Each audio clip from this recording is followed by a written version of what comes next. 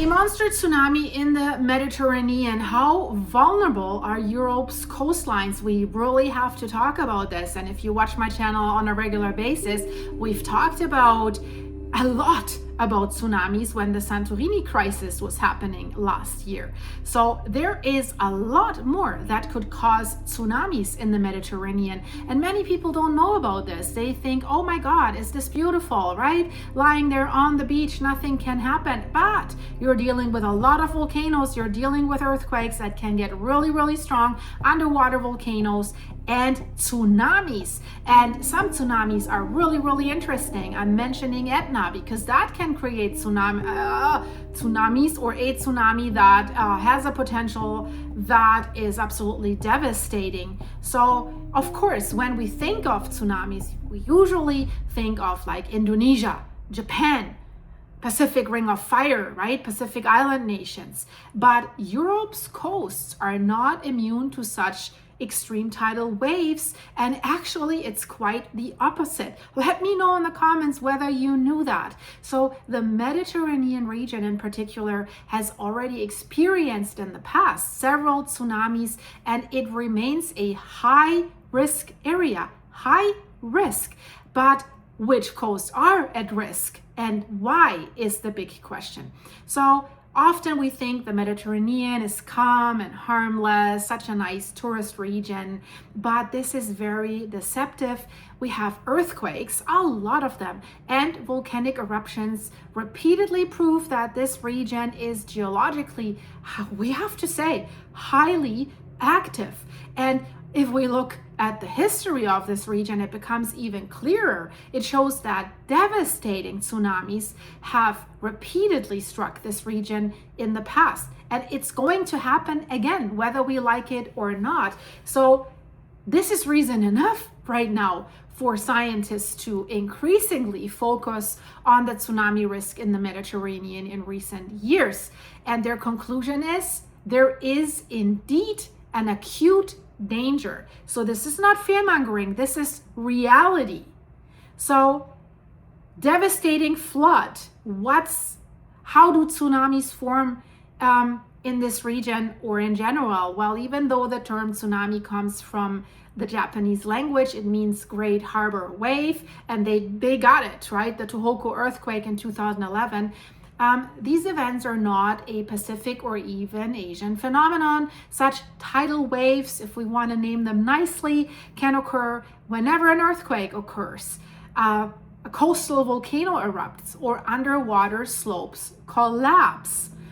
If something is abruptly displaced, so tsunami is created, now you see the animation, and we need to understand this in order to understand when I will name you the areas that could cause these tsunamis in the Mediterranean. If you understand the system that's behind there, large masses of water are displaced and set in motion by events. So particularly often when the rock at an underwater plate boundary gives way and we have an earthquake there, right? Causing an abrupt shift of the fault, an earthquake.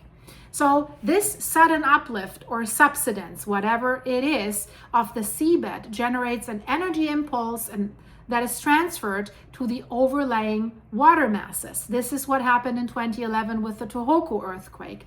And these elongated waves then race across the ocean at the speed of a jet engine, guys, a jet engine, piling up even higher as the water depth increases. And for a long time, scientists considered subduction zones to be particularly prone to tsunamis along the Pacific Ring of Fire, west coast of the US, of Canada. Then we have, of course, Alaska, Kamchatka, Japan, right?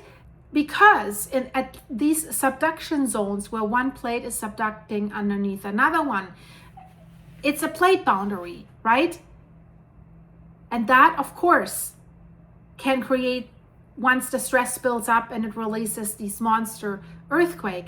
But it's now clear that other fault lines also trigger these massive tsunamis, and there are countless of these fault lines in the Mediterranean region. We have the African tectonic plate that is sliding northwards beneath the Eurasian plate, and that leaves behind a complex puzzle of plate fragments and faults. So basically ingredients for disaster. So therefore it's no coincidence that at least 10% of all tsunamis worldwide occur in the Mediterranean region. 10%, you might say, oh, well, that's not, no, this is a lot. 10% only in the Mediterranean. And some of the earliest evidence of tsunamis comes from this region. They call it, for example, the Day of Horror. This is historical records that are describing a tsunami that has devastated large parts of the ancient coastal regions in July 21st in the year 365, claiming thousands of lives in Alexandria alone. And it was triggered by an earthquake off the coast of Crete. We've seen quite a few higher earthquakes near Crete in the last year. And this tsunami, which is according to current estimates, that earthquake must have reached at least magnitude 8. That is bad boy, big one territory. And the Roman historian Ammianus Marcellinus, he reports, shortly after daybreak, the solid earth began to tremble and shake, and the sea receded. We know what that means now. Its waves disappeared, revealing the abysses of the deep and revealing manifold creatures of the sea in the mud. Many ships were stranded as if on dry land. Yeah, the water's receding before then the wave comes. This extreme retreat of the water is typical for the phase just before the arrival of the big tsunami wave. And he further describes, but then the water returned. Then the raging sea returned and violently hurled itself upon islands and large parts of the mainland. Ships thrown overboard by the furious roar hung on the roofs of houses. Roofs of houses, do you remember 2011, Japan? And he describes that this was happening especially in Alexandria, and how buildings were destroyed. Ships were swept up to 3 kilometers, 2.3 miles inland, and thousands of people died. This is Japan territory. Ancient cities in Crete, Sicily, Cyprus, and even in Spain were destroyed. The metropolises of Apollina in present-day Libya and Alexandria in Egypt sank beneath the waves. This is what is possible there. And now imagine this today, where it's so much more highly densely populated, the whole Mediterranean. So where are the risk zones? Is it all a risk zone, or are they areas that are more at risk? So let's talk about active fault lines, and let's talk about the tsunami risk. The ancient disaster in the year 365 was unfortunately not an isolated event. So on average, now we word it scientifically, geologically induced tidal waves occur in the Mediterranean region once a century. That is a lot, guys. Of course, only is maybe the wrong word, but many of these tsunamis are only a few meters high. A few meters, several feet, that's enough to drown. That is bad enough. But tsunamis that flood entire coastlines and cause devastating destruction do occur repeatedly. There's no way around it. So approximately 75% of these tsunamis are triggered by earthquakes along one of the fault lines in the subsurface in the Mediterranean Sea. And we have to talk about the danger zone number 1. We've talked about this quite a bit when we're talking about Crete, the Hellenic island arc. It's in the Eastern Mediterranean, the so-called Hellenic arc in the Eastern Mediterranean and the Strait of Messina have basically between Sicily and the Italian mainland are considered particularly dangerous.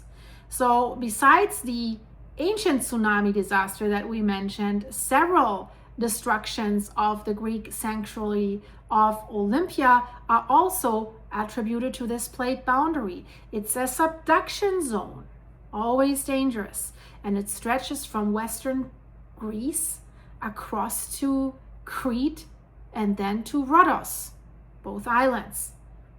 It consists of a deep sea trench and two faults to the north.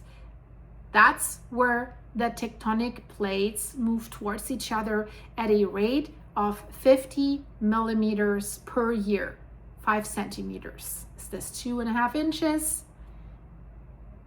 Problem is, this zone is correspondingly active. It's considered one of the most earthquake-prone regions in Western Eurasia. Did you know that? So on average, 3 to 6 earthquakes with a magnitude 5 or higher occur here each year. We've seen this last year, or higher specifically. But we also have earthquakes of magnitude 7 or higher. And strong earthquakes often happen in Sirius, as researchers have discovered just recently in 2015. So one of the most devastating tsunami-induced earthquakes in the Hellenic archipelago was the Cretan earthquake of 1303. At that time, magnitude 8 tremors triggered a tsunami that caused waves up to 9 meters, 30 feet almost, as far away as towards the Egyptian coast. This is how significant that area is. And of course, you can imagine the earthquake and the tsunami devastated coastal cities throughout the Eastern Mediterranean. On Crete alone, more than 4,000 people at that time were lost. Now it's way more highly densely populated, with millions of tourists traveling there each year. Even in Cairo, the tsunami and the earthquakes destroyed many buildings and even left damage to the pyramids that actually is still visible today. In Alexandria, the city walls collapsed and the famous lighthouse was severely damaged as well. But we have another danger zone. Danger zone number 2, the Strait of Messina. It's a second danger zone in the Mediterranean.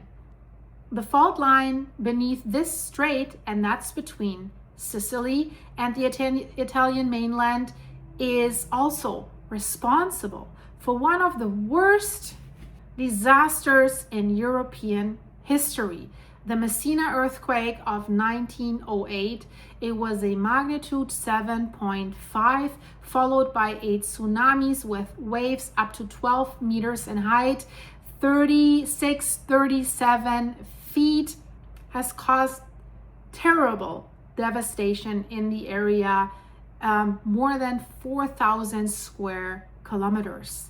Cities of Messina, Reggio Calabria alone, more than 100,000 people were ended.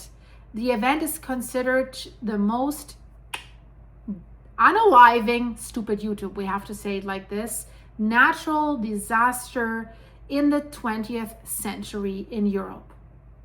And also we have written testimony. The Russian writer Maxim Gorky, he traveled from Capri to Messina immediately after the catastrophe. He described the event based on eyewitness accounts. He says, the earth roared and groaned dully. It twisted and bent beneath our feet and formed deep fissures, as if a gigantic, blind giant worm slumbering since the immemorial had awakened down there. So he says it pretty graphic, but this is how it must have felt. And he says there are no words to describe the pain, no colors to paint the terrible picture of the catastrophe. And even today, and that's the problem, this earthquake zone and adjacent fault lines remain active. Researchers have just reconfirmed this a few years ago, amongst many other studies.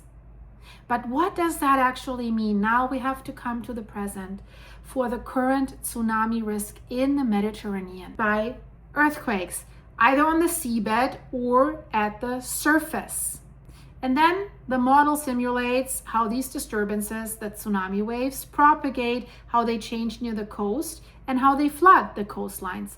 And it turned out that although a tsunami with a flood height of around 5 meters would occur in both cases, the specific consequences for the coastal regions are very, very different. On Crete, almost 3.5 square kilometers of land would be flooded, quite a large area, while on the Sicilian coast, it would only be around 0.6 square kilometers.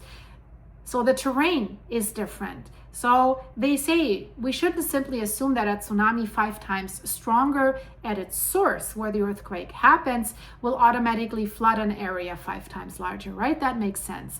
Depends on if you have cliffs on a coastline or like flat land going inland. So they say we need to instead, the potential impacts depend on many factors such as the subsoil, the topography, existing buildings that are at risk. All that must be taken into account. This information is enough for many countries in the coastal regions to prepare themselves, have national warning centers. France, Portugal, Turkey, they monitor seismic activity in the sea around the clock. And if necessary, they raise their alarm. Turkey was actually one of the first countries that was worried about what was going on in Santorini last year.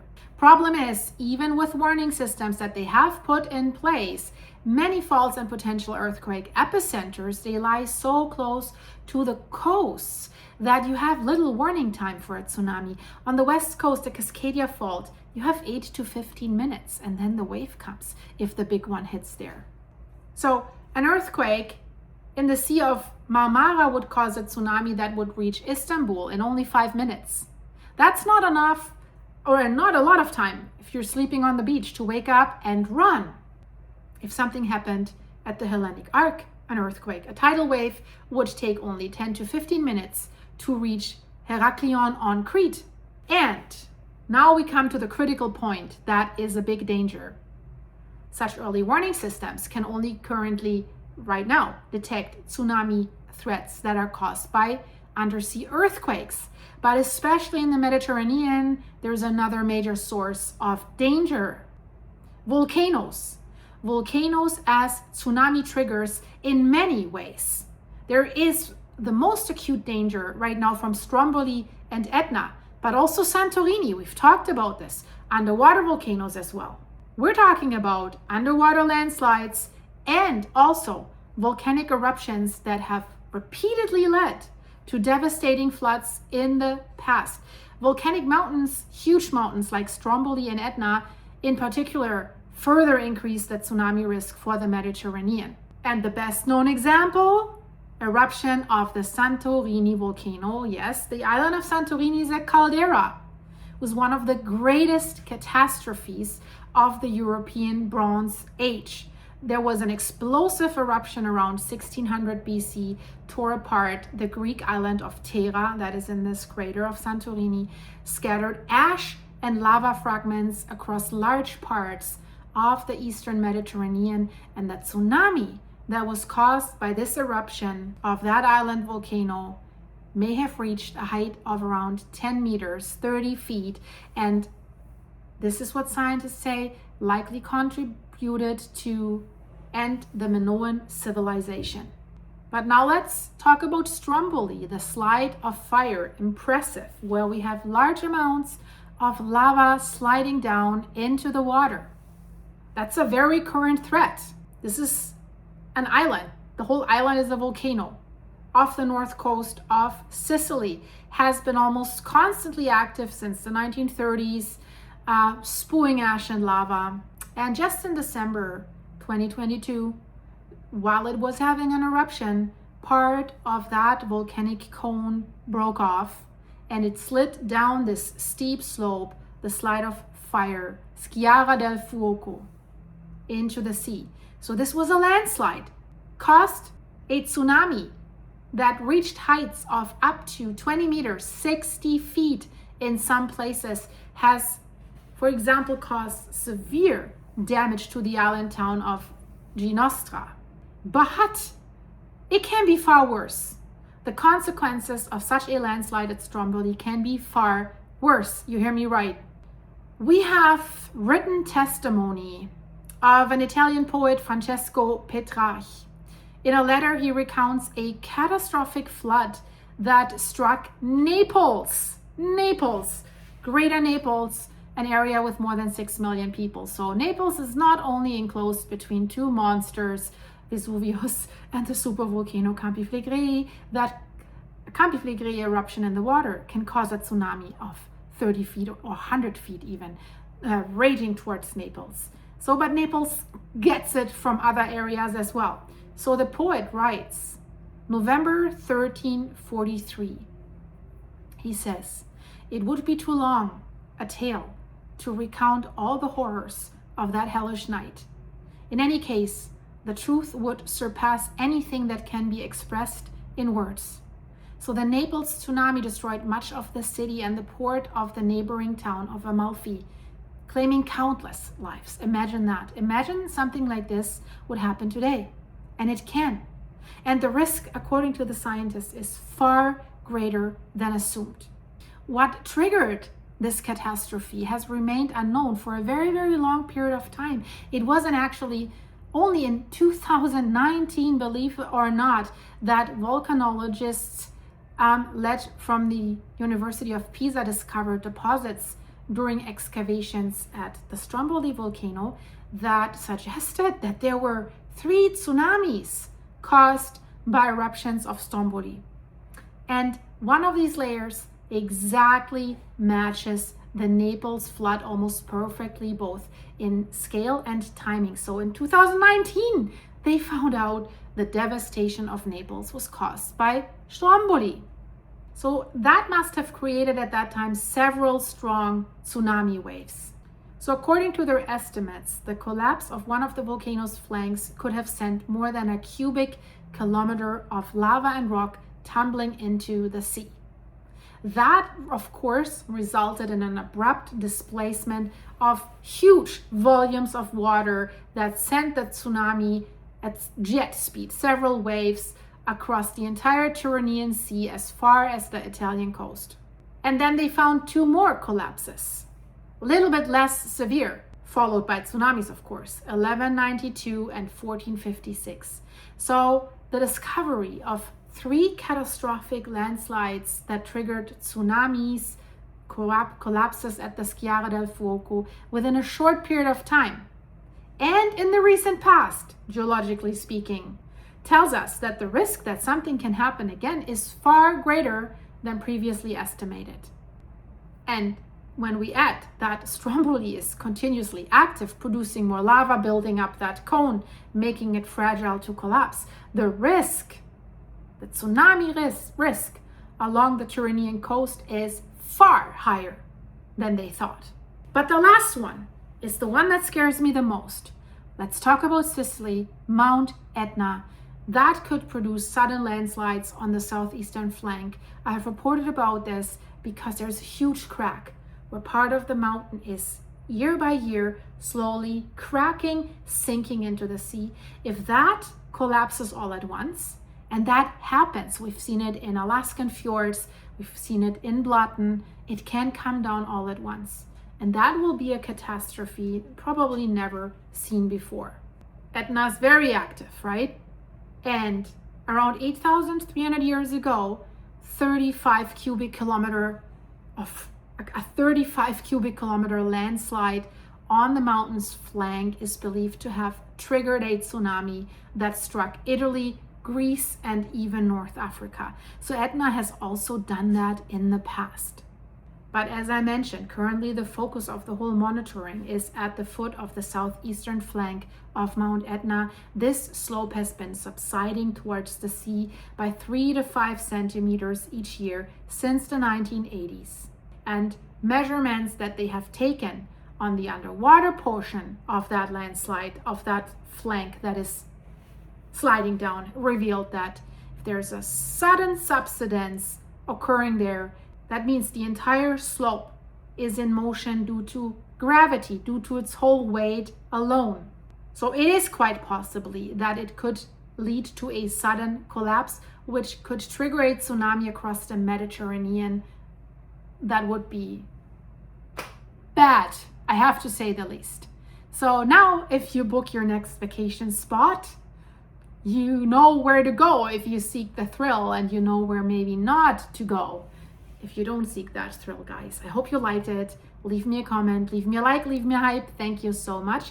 If you want to support the channel, link is in the description. I'm losing my voice. I don't know. Maybe this video is too long. I hope not. Check out the videos here in the end screen. This is really highly important. So thanks for watching, guys. Be prepared. Bye-bye.